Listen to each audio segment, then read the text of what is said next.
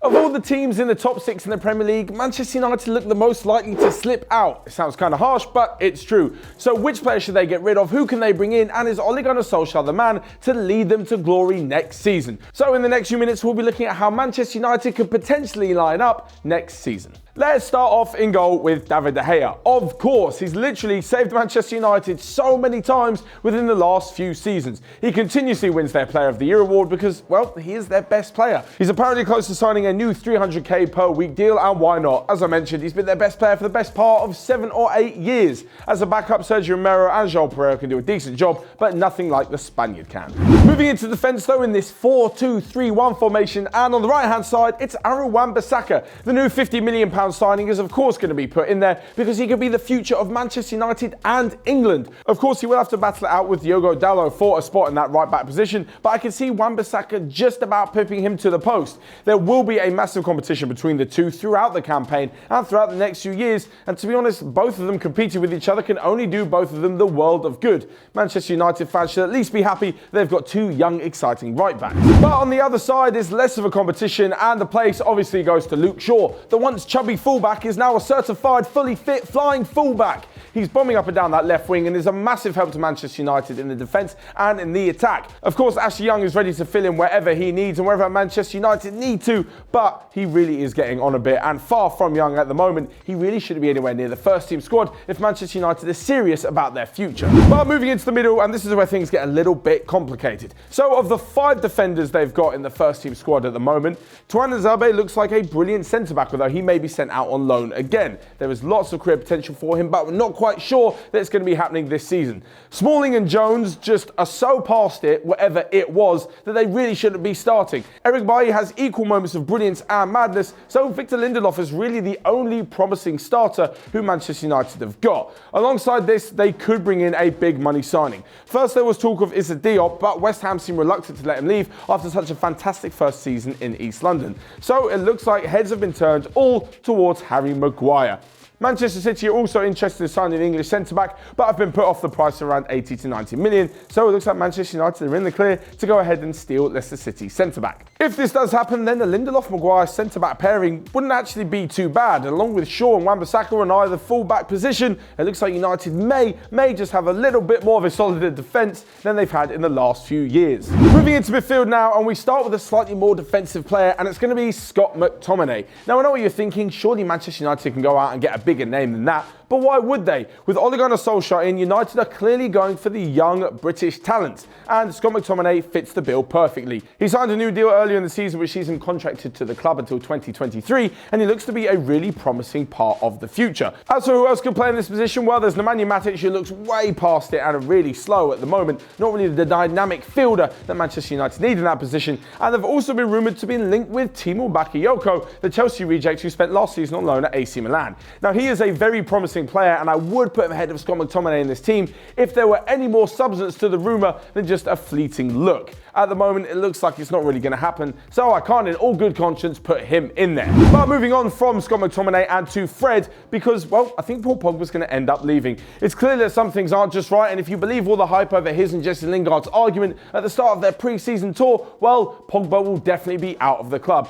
Everyone's been having their say about how toxic he is in the dressing room, about how he should be leaving, but let's not forget he is a fantastic player as well. So with him out of the picture, I'm going to go for Fred in the midfield position. Last season, he was rather underwhelming, especially coming in for £52 million.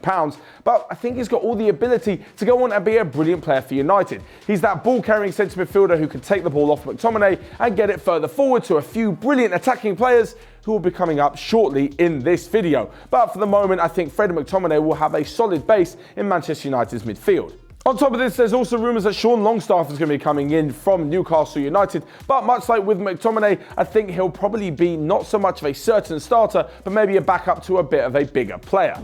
So moving into the attacking midfield position now, and United actually do have a lot of options, just very few of them are performing. So they should go out and sign one of the biggest signings of the transfer window in Bruno Fernandes. Every club under the sun has been linked with the player, and why not? He had a fantastic season with Sporting Lisbon, scoring 31 goals from attacking midfield in in all competitions. It looks like Man United are in the driving seat for this one, and around 70 to 80 million pounds is what's going to be required to sign him up. 250k a week may seem like a lot of money, but it isn't really for Manchester United. And if they're going to get rid of a few players, they'll definitely have that wage budget to bring the player in. With him in an attacking midfield role, it'll be absolutely brilliant. Not only can he help the likes of Rashford and Martial by getting on the score sheet, but also in playing the fantastic through balls and the key incisive passes to help Manchester United on the counter-attack. This is how they're probably going to play next season under Ole Gunnar Solskjaer. Incredible pace on the counter-attack and on the wings, and with the best passing in the midfield, they'll be able to hurt their opponents. Not really like last season when they were going forward and it was all too slow. Behind Bruno Fernandes, there could also be Andres Pereira, who looks like a talented youngster, but you can expect him to get more minutes off the bench and in the cup before becoming a fully fledged part of the Manchester United starting 11. So if you think that this Bruno Fernandes deal is going to go through, smash that like button. And if you don't think it, smash the like button and let me know who's going to be the starting attacking midfielder for Manchester United or who they need to bring in instead. So we now come to the attacking three. As I mentioned before, the guys who have been tasked with getting the goals to get Manchester United back into the Champions League. On the left-hand side, I'm going for Anthony Martial. Now, it may seem like a long time ago that Martial signed for United. Indeed, it was about 4 years, but he's still pretty young and still has a hell of a load of talent. It was when he made his breakthrough that everyone thought he'd be the next big thing, but for one reason or another, it just didn't work out. Under Jose Mourinho, it was pretty clear that Martial just didn't want to do the defensive work. So when you're going to carry a player such as him, he better produce when it comes to the attacking third, and we all know he can do it. My hunch is that under Ole Gunnar Solskjaer, he'll be given the confidence and the freedom to go forward and will be a deadly asset to them on that left-hand side. We all know Alexis Sanchez really can't be bothered at the moment, whichever position he plays, so I'm not going to put him in the first 11. On the left-hand side, Anthony Martial. And on the right-hand side, well, I think there's a bit of a dilemma for Man United. In the last few seasons, whenever the right wingers perform poorly for Manchester United, mainly Alexis Sanchez, there's always been speak about Gareth Bale coming back to the Premier League and to join up at Old Trafford. This doesn't look like it'll be happening. Yes, he's not one to the Real Madrid, but I don't think they can afford his incredible wage on top of the ridiculous transfer fee. The other players that they're looking to bring in are just a little bit below Bale's price range, and they may be able to bring in some money elsewhere. So for that reason, I'm going to go with Jesse Lingard. In my view, Lingard's probably better as a number 10, a more attacking midfielder who can link the player and where he plays for England, but they haven't really got any other options. Juan Mata, yes, he's a decent attacking midfielder, but he's getting on a bit, and his pace really isn't going to cause anyone any problems on that right-hand side. And the only other option is Daniel James. He looks like a really exciting young winger who's coming from Swansea and has incredible pace to burn, but whether or not he's ready to handle all the pressure of being a Manchester United starting player week in, week out in his first ever Premier League season, I'm not so sure. Maybe gradually over the year he'll grow into the role and will become a starter, but for the moment I'm going to put Jesse Lingard on that right-hand side. So with him and Martial supplying the balls into the box, who's going to be there to finish him off? Not Romelu Lukaku, I'll give you that much. It's going to be Marcus Rashford. The Manchester United number 10 has gone through a bit of a learning curve, especially being played out wide in the last few seasons. But it seems like he's taken all of these lessons and put them all into focus for being a top centre forward.